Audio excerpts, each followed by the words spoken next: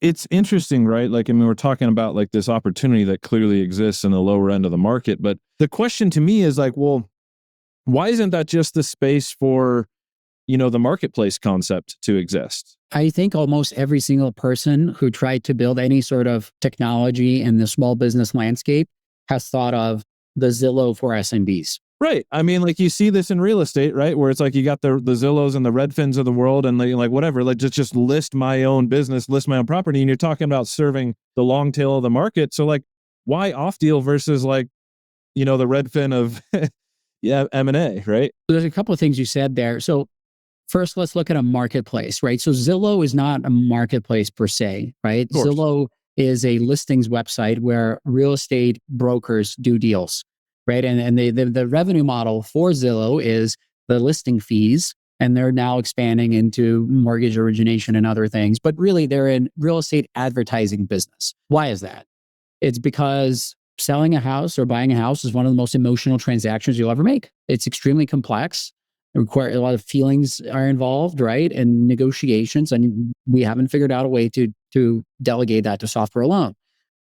Now think about a business. You're not just living in a home, you're operating a business, waking up at 5 a.m. every day, opening up the gates and closing it down and dealing with, layoffs and hiring and everything for the last 30 years. You're not listing that on a website. Well, I agree with you at a certain scale, right? But like if you look at, for instance, Andrew Gazdecky had his micro acquire, which is now acquire.com, right? And like they've done a bunch of just like list businesses on there, but it started, I think, really at the low end of the market, right? But they seem to have traction. And, I don't know, it's like your sense is like there's not a place. It's funny you mentioned Andrew. So first of all, I've met Andrew a few times. Great guy. I think is one of the pioneers in the space. I'll give you my outside in perspective on acquire.com. I think micro acquire worked great because micro SaaS businesses are a lot more homogenous than, a $5 million or a $10 million business. And for any sort of marketplace to function well, you need liquidity. So if you take the most extreme example, the NASDAQ is very liquid because every apple of share is the same. And so there's no difference between one or the other. And it's perfect price discovery, right? If you look at something like business or even real estate, you have a lot more heterogeneity in both the supply, what is being sold, and the demand, what people are looking for.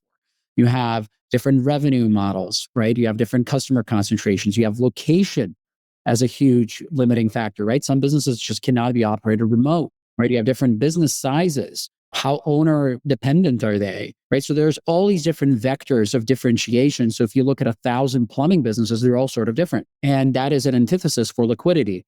If we look at micro acquire, small SaaS businesses can be operated remotely. It's usually an app or a website. It's a lot more liquid of a marketplace because both the buyers and the sellers are a lot more similar.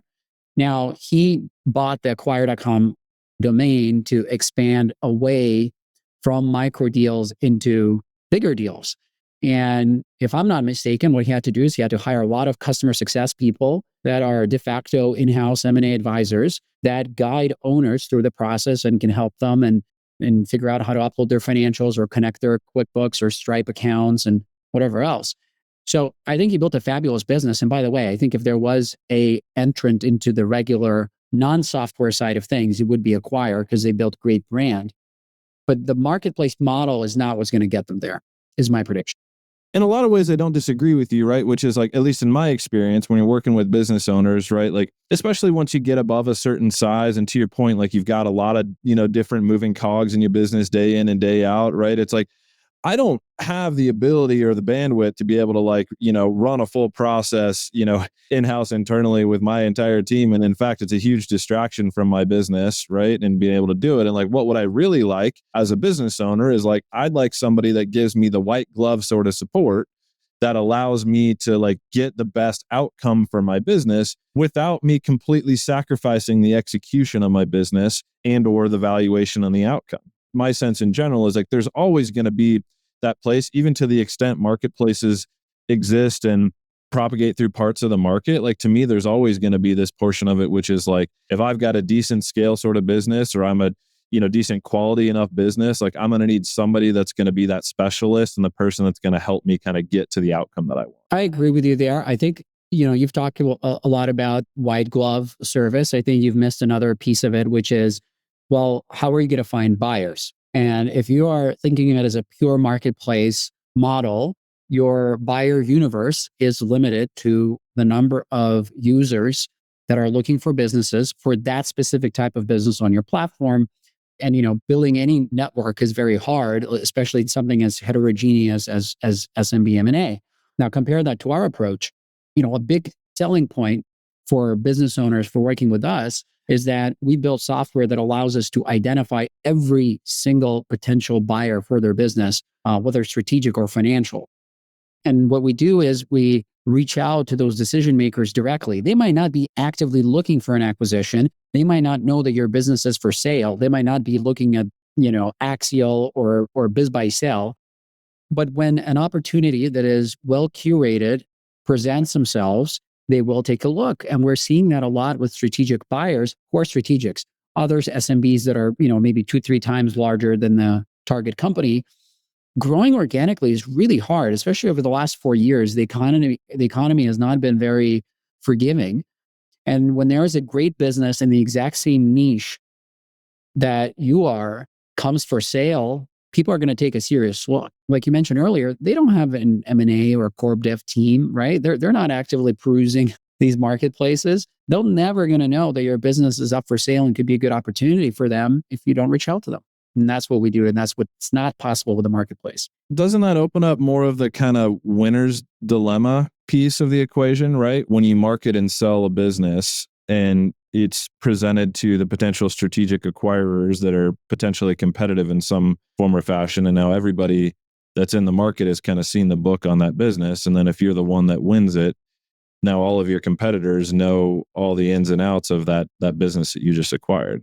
If you're opening that up to a broader audience because you've better, like, it's like, I don't like making this argument, right? Because like on one side I'm saying like, I don't want to advocate for a worse outcome because like, I don't think that's the right answer. But like, to me, it feels like there's also this other trade-off, which is now because you guys are better at identifying all of the potential, acquirers, like what are the implications then for the eventual acquirer of this business? Are owners preferring a strategic buyer or a financial buyer, or is there no difference? Based on my conversations, there is definitely some hesitation about information sharing with a strategic. If you're an advisor worth their salt, you will do some sort of phased or staged information sharing with a strategic, where maybe in the round 2 of the bidding or round 3 of the bidding, you will provide more of this confidential information around specific customer contracts and things, perhaps, post LOI. Now, in terms of the emotional aspect of it, a lot of owners I've spoken with say that they would prefer to sell to an insider. Somebody inside their existing business? No, someone in their niche, someone like a fellow operator, and not a private equity firm. And what's interesting is, you would think that the negative perception of private equity, if there is one amongst SMB owners, would be something around, they're going to fire my employees and they're going to, cut costs and all that stuff. Actually, the number one complaint I hear about private equity backed roll-ups is that, I've seen a couple of my competitors get bought out, and look at their Google reviews.